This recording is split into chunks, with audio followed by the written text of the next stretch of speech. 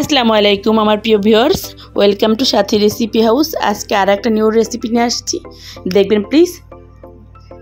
কিছু পরিমাণে ব্রয়লার মুরগি নিলাম, নিয়ে ধুয়ে পরিষ্কার করে নিয়েছি। তারপরে একটু টক দই দিয়ে ভালো করে মাখিয়ে 10 মিনিটের জন্য রেস্টে রাখবো। তারপরে আর একটা চুলায় প্যান বসালাম, তাতে সয়াবিন তেল দিলাম, তারপরে কিছু পরিমাণে ঘি দিলাম।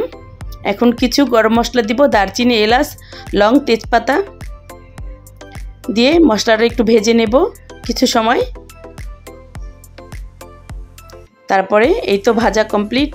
এখন কিছু পেঁয়াজ কুচি দেব, পেঁয়াজ কুচিটা দিয়ে একটু ভালো করে ভেজে নেব। এই তো পেঁয়াজ কুচিটাও ভাজা কমপ্লিট। এখন একটু পেঁয়াজ বাটা দেব, পেঁয়াজ বাটা দিয়ে আবার একটু ভালো করে ভেজে নেব কিছু সময়। এই তো পেঁয়াজ ভাজা হয়ে গেছে। এখন আদা রসুন বাটা দেব, এই তো আদা রসুন বাটা দিলাম, দিয়ে আবার একটু ভালো করে কষিয়ে নেব। এখন একটু গরম মশলা দিব, গরম মশলা গুঁড়ো, ধনিয়া গুঁড়ো আর জয়ফল আর জয়ত্রী গুঁড়ো দিয়ে একটু ভালো করে ভেজে নেব। মশলাটা একটু ভুনে নেব। তো মশলাটা ভুনার পরে একটু অল্প পরিমাণে মরিচের গুঁড়ো দিলাম, মরিচের গুঁড়োটা দিয়ে আবার একটু কষিয়ে নেব। এখন একটু পানি দিয়ে মশলাটা কষিয়ে নেব ভালো করে। ভিউয়ার্স, আমার রেসিপিটা ভালো লাগলে একটা সাবস্ক্রাইব প্লিজ, বেশি ভালো লাগলে লাইক কমেন্ট শেয়ার করে পাশে থাকবেন। এই তো এভাবে মশলাটা ভালো করে কষিয়ে নেব। কষানোর পরে এখন যে মুরগি মাখানো মুরগির গোশগুলো দিয়ে দিলাম,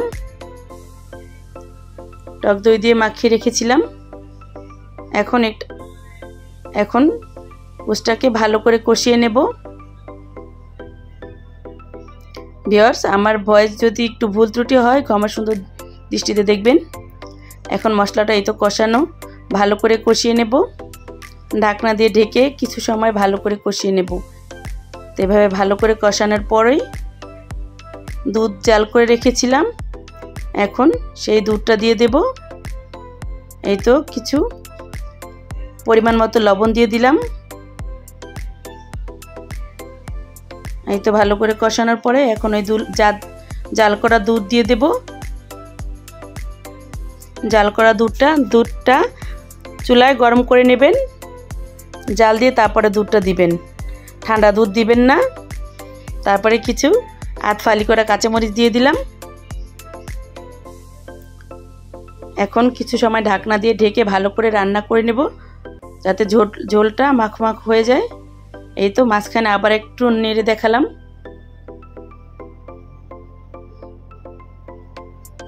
ভিউয়ার্স, আপনারাও তৈরি করে খেয়ে দেখবেন, ভালো লাগবে। একটু কেওড়া জল দিয়ে দিলাম। এই তো এখন তুলে ফেলবো, একটু পেঁয়াজ বেরেস্তা দিয়ে তুলে ফেলবো। আমার রেসিপিটা কমপ্লিট। ভালো লাগলে একটা সাবস্ক্রাইব প্লিজ। আসসালামু আলাইকুম, আল্লাহ হাফেজ, ভালো থাকবেন।